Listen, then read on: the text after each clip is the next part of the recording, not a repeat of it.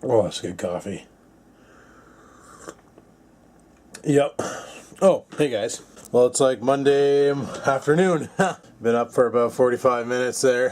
Just decided to have a coffee, check on comments and things.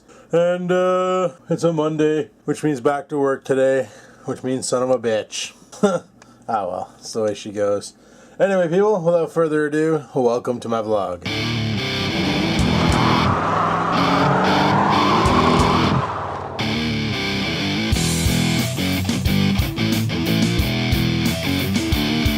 I'm getting a lot of people asking me if I'm going to buy that Samsung Smartwatch when it comes out. No, I'm not going to buy it. Why? Because it's the first version. Do you guys remember the first version of the iPhone or the first Android phone that came out? And how shitty they were? This wristwatch, number one, they're releasing it to see who's gonna buy it. Once they get an idea as to the market that buys it and what they use it for, the next version will be more tailored towards them. For instance, yeah, it's got a nice touchscreen on it, syncs with your phone, can do phone calls for you instead of using your phone, but they put a camera on the thing, and even though you can actually link this thing to your phone and use your phone's storage, the camera can only take like 20 pictures or 10 seconds of video. So it's kind of pointless. Now, probably later on they're going to build one and it'll be like, yeah, now you can do like 2 hours of video or friggin' 2,000 pictures, you know, whatever. Or it'll have a hot sync to take the video and as it's taking it, Bluetooth send it to your phone, you know? And that way there you're not using storage on the watch, you're just using the watch as an extended camera device for your phone. Would that be useful? Sure, because it's so much easier to have a wristwatch on your wrist than it is to have a camera on your phone, where you got to pick up your phone and you got to like freaking turn it on and be like, where's the camera app? Oh, there's the camera app. Okay, I got it. Yeah, it's loading. And by the time you get it all ready to take the shot, you're like, oh, it's over, you know? Where with a wristwatch, it'd just be so easy, just be like, done, you know? So, would that be more useful? Sure. But this revision doesn't sound too good. So, I'm not going to get the Samsung Galaxy Watch, or whatever the hell they call it, the smartwatch. I'm going to wait until they release the next revision, which is going to have a lot more features, because that's a given. And I never buy anything Gen 1. I'll never buy anything Gen 1. I never bought the PlayStation Gen 1, never bought the Xbox Gen 1, I never bought, I always wait till the next revision, because they always have bugs in the first revision. iPhone, for instance. The first ever release of the iPhone, what a piece of shit. Enough said. You see this thing? It's called Kite. You can read it off the patch. This is a mosquito repellent. Brilliant. Basically, this company discovered why mosquitoes chase after humans. Apparently, mosquitoes detect the carbon monoxide that our bodies emit. That's how they track us. What this Kite patch does is it masks our carbon monoxide or dioxide, whatever the hell it is, that we release, and mosquitoes can't find us. We're invisible to mosquitoes. This company basically realizes that there's no way to defend against mosquitoes right now. Like, we have a lot of technology to do it, like those propane burners and like mosquito traps and those portable jobbies and, you know, bug spray and stuff. But let's face it, bug spray is highly toxic and your skin will absorb some of those toxins. The portable jobbies that you clip on your belt, they work about 30% of the time. So this Kite thing, like, they tested it in laboratories and stuff, and it worked fine. It kept the mosquitoes away. They couldn't tell where the humans were. So honestly, this is kind of a cool little device, and it's just a piece of like a patch, and you don't put it on your skin. No, you put it on your shirt. Just slap it on your shirt and go, you know? And as you can see here, it comes in all different colors, so you can, you know, color coordinate to your wardrobe if you want the Kite to be invisible while you're being invisible. So that's really freaking cool. Really freaking cool. And because it uses natural ingredients, even if you do put it on your skin, it won't be toxic to you, because the backside's just an adhesive. It's not like a nicotine patch or a caffeine patch or a painkiller patch. Text message. But it's not like that kind of a patch. It's a sticker, basically. You slap it on your shirt and it keeps the mosquitoes away. That is a freaking brilliant idea. And I hope that this actually goes through, because right now they're looking for an Indiegogo campaign. They need to raise $75,000, and then they want to launched the campaign over in Uganda, where like 60% of the population suffers from malaria due to the mosquitoes. And yeah, that's pretty freaking killer awesome. Like, if they can actually release that over here, I'd love that for the summers. Keep those damn mosquitoes off me and things. Then I wouldn't be like, oh, it's 10 o'clock. I can't barbecue anymore because mosquitoes are out. Gotta run and hide. Because let's face it, around here, they're pretty bad. They come out like a son of a bitch. And they will ruin your night big times. So that's pretty cool that they have this here nice device patch thing that'll solve the problem. So yeah, I just found it on Facebook. I'm going to copy this link and paste it on my Facebook fan page. If anybody wants to check that out, by all means, you know where the Facebook fan page is. Links in the description. And go check it out. Read the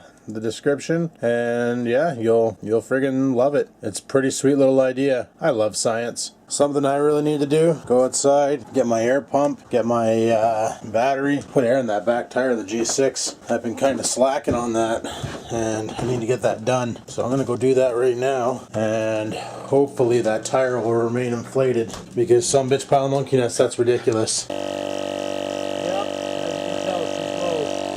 So we'll go ahead and pump her up to 32 and maybe she'll be okay. Gotta get some tire shopping, for sakes. And there we go, 32 pounds of pressure in the tire. Beaut. It's always this tire too. I should go in the back shed and see if I have that spare tire, if it is a 17-inch. Bring it into Barry's and get them just to put that tire on this rim with a new valve stem. That might solve the problem. You know what else gets me? Is people say you shouldn't put batteries on the concrete floor. Well, that battery was sitting right there underneath I put it on the cardboard now, but was sitting right there underneath my tripod on the concrete floor since I last used it when I had the car fixed, you know, and hasn't dropped a single bit in power. I'm probably going to need to put another charge on it soon there, because I've been using it to pump up cars and, you know, start tractors and boost tractors and things, but she's been pretty rock solid. And like, I just love to know why this thing's losing air. Like, I can't hear it losing air right now, and yeah, I don't know. I think with new tires on this car, she'd be reliable again. And again, she has a GM. What the hell happened here? That looks pretty fresh. That's deep scratches too. Son of a bitch. Another thing I wanted to do this summer that I never got around to was take these grills off and respray them black, because they're pretty, is that dirt on them? Nope, that's fade. So I wanted to clean those up and paint them black again. Somebody at work has a G6 like this, and they painted theirs chrome. You know, I thought about doing that until I saw their car. Their car's pretty much the same color as mine. And with the chrome, it looks like ridiculous. It doesn't look good at all. So yeah, not gonna bother going that route. And they also put down here in these little vents, they put like chrome on them too, and it just makes the car look like all ridiculous and things. So I'm not gonna bother going that route. What do we got in here? Oh, spam. You get it in your email and in your snail mail. Lovely. Factory approved. Exclusive private sale event. Back to school, back to work. Oh, they're Dodges. I might want to look at that. North Bay Chrysler, September 25th and 26th, Wednesday. If you do your homework, you're entitled to these incentives. Get over $11,000 in savings and Rams. Finance rate start at 0%. Pre-owned vehicles priced to clear. Top dollar paid on all trade-ins. All new trucks, cars, whatever. Ultimate family package on Dodges. Oh, wow. That is kind of good, because I'd love to get me a Ram. They're nice. I just don't want the V6, but whatevs. And yeah, even a Dart. Yeah, I'm going from one extreme to the other, eh? I want the fuel guzzler, but I'd like the fuel miser too, you know? What's this? That's the Caravan. What the fuck are you? Oh, probably the Journey. That's got to be a Jeep. Yup, Jeep. I don't know. Dodges are nice. Everybody bitches about the ball joints, but honestly, I think that's just for fun. My buddy Chuck's a mechanic, and he bought a Dodge Ram, and he said they're friggin' awesome. That he's never had any problems with his. So if he's never had problems, like he said, he goes, if the ball joint's starting to go, he's gonna yank them off, get rid of the Mopar parts, and put Moog on it, and that'll solve the problem. So yeah, buddy, that'll solve the problem. I want another coffee. Wait, is it done rendering? Oh no, it's still going. Played another 6 episodes of Grand Theft Auto 5 last night. God, that game's addicting. Just bought my first friggin' business and everything, and you know, I bought a airplane hangar, so now I can do like meth runs and drop off guns and drugs and shit. Like, fuck, that's awesome. I know there's riding mowers in the game. I just haven't found one yet, which is kind of upsetting, because I really wanted to go do a drug run on a riding mower, because that'd be fucking hilarious. I came across ATVs though, and that was kind of fun. I was on a cop chase, and I'm on an ATV, like a 4-wheeler, like what Rex drives, right? And I'm being chased by the cops. I'm on the streets, and I'm like halfway through the chase, and I'm like, what the frig am I doing? I'm on a friggin' off-road vehicle. off-road, eh? Just fired over the sand dunes, because I'm in, like, I don't know where the hell I was, San Andreas, I think it was what they called it, but it was like a cowboy land, like it was all sand, and there was like dogs running around, and yeah, first thing I did when I was driving around in that area was I ran over a dog. Whoops. But Buddy said it was a coyote, so we'll go with his logic. He knows better. He's in the game. I just play it. But frig's sakes, like I'm on a quad. Cops chase me on the streets in their stupid cop cars. Not even cop trucks, cop cars. And I'm on the streets driving the quad, outrunning them and stuff, and like they're bumping into me and shit. And I'm like, frig's sakes. Then I thought, all-terrain vehicle. I don't need to stay to the roads. Freaking kite it off, fire off into the dunes, just giving her, and the cops are like chasing after me and wrecking their shit. It was freaking awesome. Like, I love that game. That game is very addictive. I could spend... This is why I understand why Adrian took a week off to play Grand Theft Auto 5, because holy shit, there's a lot to do. There's a lot to do, and like I said, he had a week off, and he probably didn't get everything done that he wanted to do, because that game is, like, addictive. Can't wait for it to go online, because Adrian and I are going to make some funny friggin' videos, for sure. I gave Oreo this little pink rawhide thing. You can see it in the corner of his mouth. And he's had them before, and he knows he's supposed to chew on them, but it's like he forgot what to do with it, and he's just not chewing on it and doesn't know what to friggin' make of the damn thing. So, poor puppy, he's just walking around with this damn bone, and he doesn't know what to do with it. He's so funny sometimes. Anyway, I don't know if this is going to work, but I was thinking about the online play, and in order for me to communicate with Adrian, I have to have a USB headset or a wireless headset on the PlayStation, but the problem is when I'm frapsing, I can't have sound coming out of the TV, because right now the way this works is the PlayStation pipes its information into the hopage and then passes to the TV, right? But the computer picks up whatever sounds the game makes and, wake up computer, and stores them on the video file, the TS stream. Now the microphone input comes off my Yeti, which means this can't be making any sounds. This can't be making any sounds because then I'll have the game sounds twice coming over the Yeti. So I need to wear headphones. Now the problem is, in order to have game chatter, you need a USB mic or some form of microphone attached. What I was thinking was using this. What is this? This, my friends, is the Yeti Snowball. Or Snowflake, yeah. So what I'm thinking is something along these lines going into the PlayStation like that. And then Adrian should be able to hear me.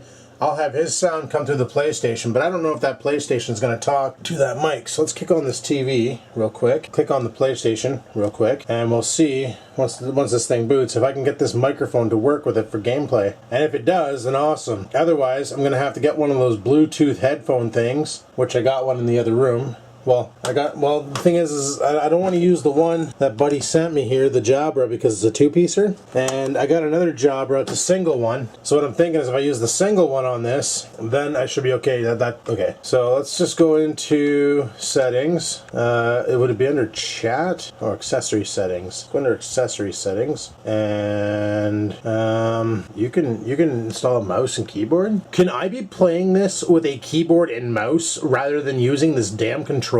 Oh my god, are you for real right now? Oh, I'd be so upset if that's the case. But, there. Okay, let's go to this one. And input device. What if I click here? Does it have an option? Holy shit, look at that. It actually knows it's a blue snowflake. Huh, okay. So that works. And output device, make it test. Test. Look, it's working. Son of a bitch. So the output device will probably play over my speakers so I can hear the voices. Perfect. I'm going to crank that mic up if I can. Test.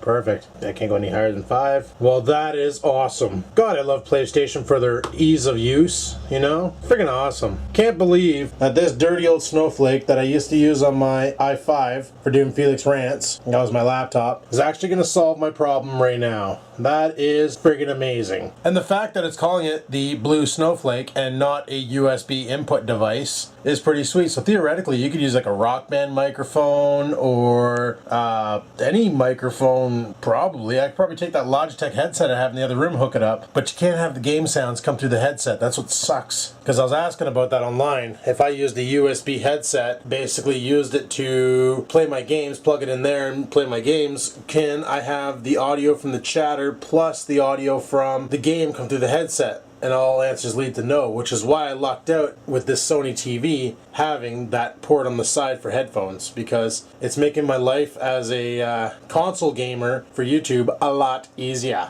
So anyway, I gotta render up 3 more videos of Grand Theft Auto 5, which I'm not gonna have done before I gotta go to work, because it's almost 3 o'clock now. The next one's gonna take probably around 18 minutes to render, so probably able to get 2 more off before I gotta head off to work, and then head home, and then get the last one off, and I might play some more tonight. I don't know. We'll see. We'll see. Currently 10 after 3, and he still has that stick in his mouth. You gonna eat it? He's supposed to chew on that, buddy. You're so funny. You're so fluffy and funny. Look at you. You're prancing. You never prance. You're funny. There, lunch is all packed for work tonight. Got some sandwiches, some frickin' celery, some popcorn. Should be a good night. So, we're ready to head off to work soon. Son of a bitch, not looking forward to work, but whatever. Got to pay the bills, right? There we go. One last episode on the run. Just got 1 more left after this. But it's 3:30. I got to bounce. Got to head off to work. So I'm going to go ahead and close this door because I have the window open in there just to cool that room down because that room was freaking hot and my server was reporting critical heat. I got to go to work. So Oreo, you're on your own. You understand? I got to go to work. So you're on your own. No, it's not playtime. No, it's not playtime. Go to bed. No. It's not playtime. No. No. No. No. No. Yes. Alright, so I better get the frig out of here. Got my keys. I think the wallet is probably in my car. I hope so anyway, because it's not on me. And Oreo's pissed off because he knows I'm going somewhere and he knows he can't come. So anyway, let's head off to work. Oh, talking to more people who've beaten Grand Theft Auto 5.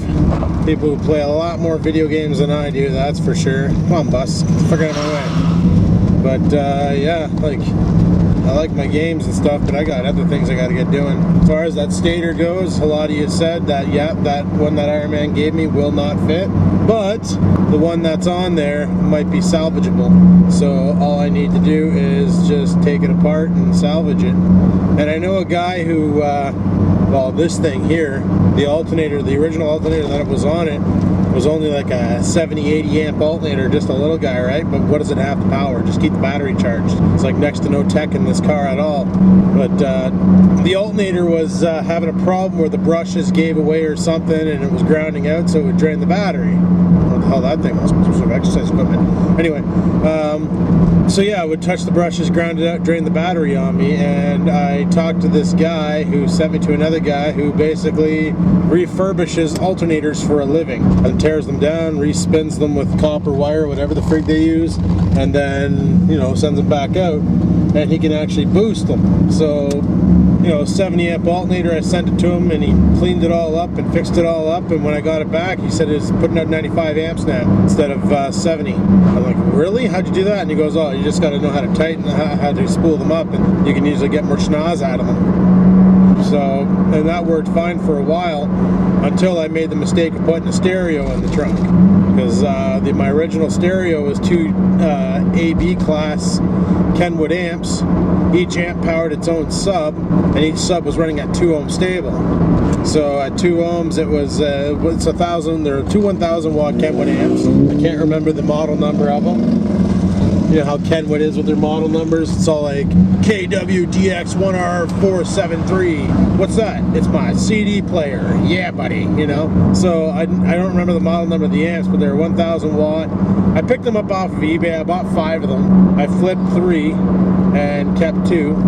And I sold 3 of them. Like, I bought 5 of them for 200 bucks, and I was selling them off for 100 bucks a pop. So I paid 200 bucks for 5, sold 3 of them, made 300 bucks. I made $100 profit, plus I had the 2 amps for this car. And then the subs I was using were Kenwood Exelon Series, frig sakes, I don't even know.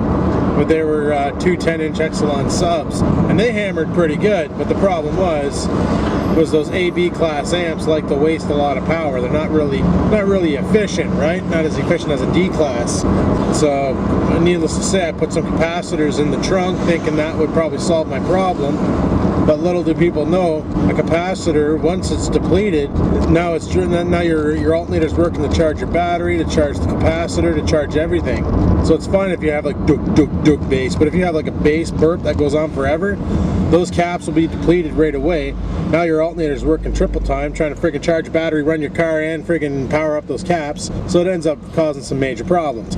And the easy solution for that is to put a bigger alternator in so you can really throw the amps around, or do the Magic 3, which I've done the Magic 3 on this car. If you're wondering what the Magic 3 is, it's where you run your power line to alternator, your power line, or your battery ground from battery to chassis, and then your engine ground from engine to chassis. You take out the stock wiring and you run a thicker gauge. And I did it all with 0-aught welding wire. That's right, 0-aught.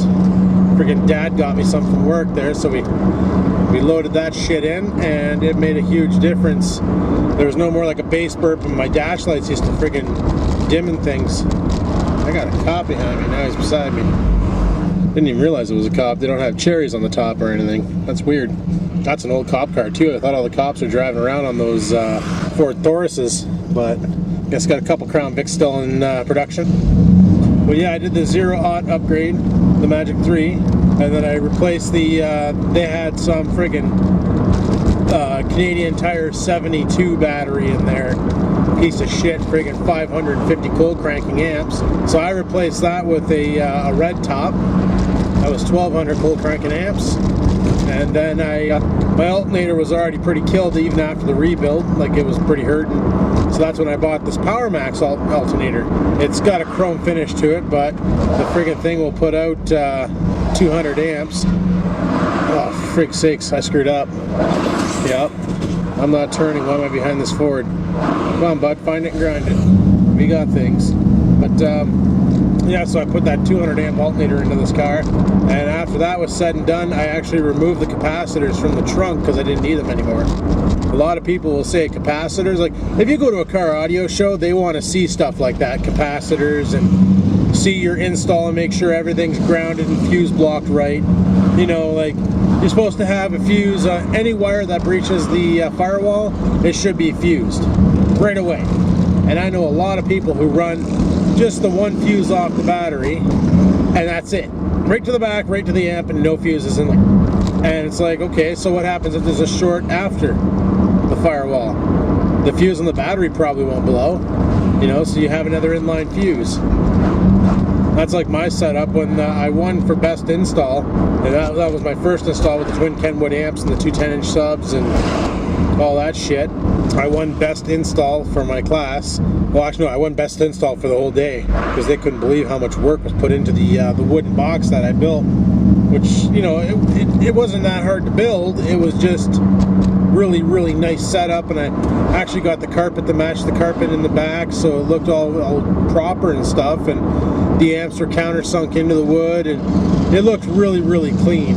Even the capacitors were countersunk into the wood. But then they're like, well, we need to see the install, so I had to pull the screws out, show them the install, and they're like, holy fuses, like I had like a proper distribution block. Because some people, and this is ridiculous, when they're installing a car stereo, they will take that 4-gauge wire to the back, and then they'll use something like a really big industrial marette, or just friggin' twist tie and braid wires together in the trunk, not even using a distro block, not even using a fusible block, and they'll just friggin' run the wires right to their amps, and then wrap it all up in electrical tape and be like, yeah, I installed my stereo, it's pro. You know, I installed it, it's pro. Meanwhile, it looks like a friggin' spaghetti mess. So, you know, like I was always about doing it right the first time, and some people will run their RCAs on the same side as their power, and then as they're driving you hear over the friggin' stereo, as you can hear the friggin' alternator spooling up through the RCA cables, because that shit ain't shielded. You can buy shielded RCA cables, but I don't know if they're going to shield from that much amperage friggin' distortion. So, you know, like that's why I'm like, holy shit, like I see some people do that, and they go out and they buy these noise eliminator blocks that plug into the RCA, ground loop isolators they call them.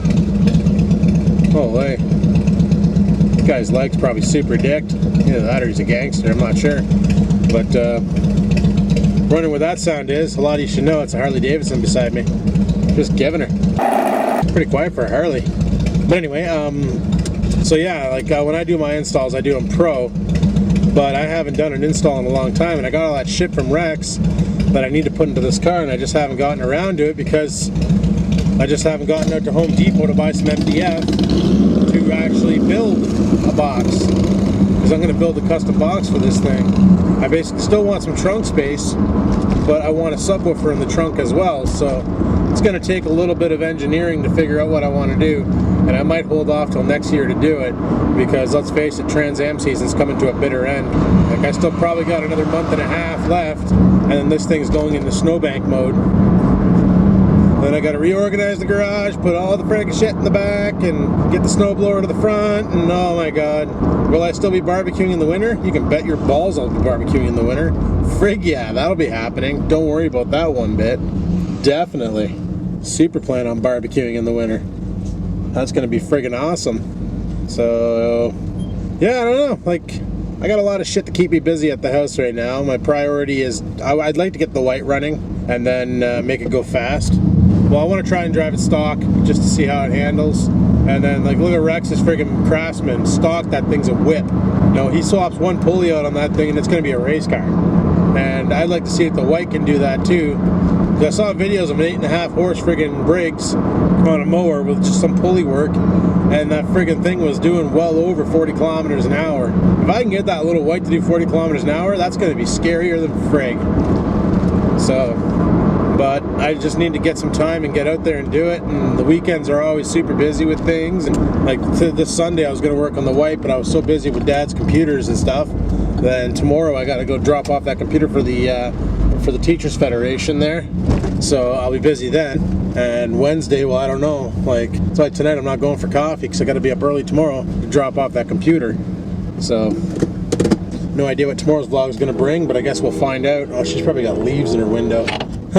That's why you don't leave your window down when you park underneath a yellow tree, because you know she's shedding. But anyway, people, I'm going to head her inside and get this shift over with, and I'll talk to you guys at midnight when I get the frig out of here. So until then, peace the frig out.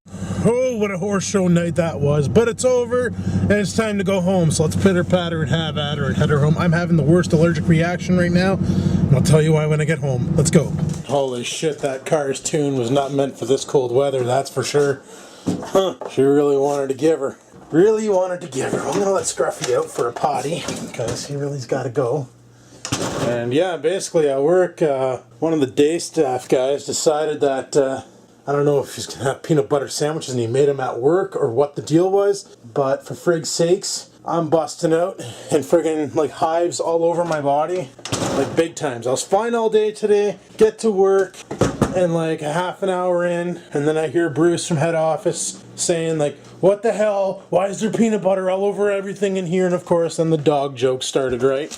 You know, peanut butter makes dogs lick things, and well, you get the point. But yeah, basically that was it. Like, I'm like getting itchy. I'm like, why am I getting itchy? And then Bruce mentioned that, and I was like, for freak's sakes, that's why I'm getting itchy. Well, I guess that's the end of this pair of socks. Friggin' hobo socks now. They're done. Oh, take me to the Mushroom Palace, my friend Fake Benadryl. Yeah, this'll clear me up. Yup. So I decided to do some research while I was at work, right, on how to remove a stator, because I've never done that before and I'd like to know what the frig I'm doing. And on YouTube, you type in how to remove a stator, and all you find is how to remove a flywheel. Really? Because, you know, I want to know how. I typed in stator, and it's giving me flywheel. So I'm like, okay, I just typed in stator, and it shows videos of stators, including my vlog. So I'm like, for frig's sakes, and it's not showing how to remove them. It's like explaining how they work and stuff, which I don't really need to know because I already understand the logic behind it. I just need to know how to get that sumbitch out of that tractor so I can check it out and see if it's actually shot or not.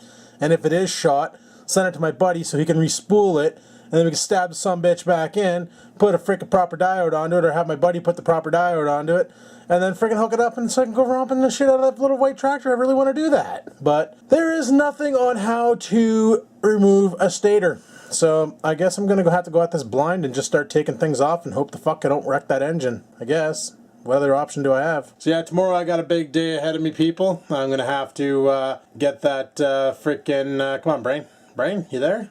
There we go. I got to go over to the teacher's office there and drop off that computer. They just bought a new computer, so we're going to yank the hard drive out of the old Acer, slap it in that other computer, and then see if we can get that sumbitch to fire. And that way there we can get the data off of this drive onto the new drive. So here's hoping this works. I wish I had a slave cable, but I don't. If you're wondering what a slave cable is, basically it's just you hook it up to a USB port into a power supply, like plug it into the wall, and then you can plug in any hard drive, external 3.5 or 2.5 inch, It'll power the drive and allow you to use it like a USB external without putting it in a case. Or if I had what do they call those? The hard drive docks. That'd be good too, because then I can just do it with that. Get their data off the drive, and then they can do whatever the frick they want with the hard drive afterwards, format it, fucking smash it with the sledgehammer, put it through a freaking drill press, whatever they want to do to destroy the data on it. But I don't have any of those tools, so we're going to try and rigmarole it, because that's always fun. And then of course I got to go to work, you know, got to put in my 8 hours of